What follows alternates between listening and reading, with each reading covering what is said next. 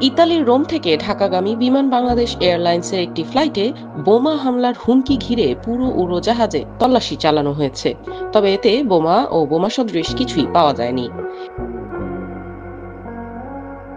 এর আগে ইতালির রোম থেকে ঢাকাগামী বিমান বাংলাদেশ এয়ারলাইন্সের একটি ফ্লাইটে বোমা হামলার হুমকি দেওয়া হয়। একটি অপরিচিত নাম্বার থেকে ঢাকার শাহজালাল আন্তর্জাতিক বিমানবন্দরে ফোন করে এই হুমকি দেয়া হয়। BG356 নাম্বার ফ্লাইটটি রোম থেকে ঢাকায় আসার পথে এই হামলার হুমকি দেওয়া হয়েছে বলে জানিয়েছে বিমানবন্দর কর্তৃপক্ষ। ফ্লাইটটি বুধবার সকাল 9টা 20 মিনিটে শাহজালাল বিমানবন্দরে নিরাপদে অবতরণ করার পর যাত্রীদের বের করে টার্মিনালে নেওয়া হয়। এরপর ফ্লাইটটিতে তল্লাশি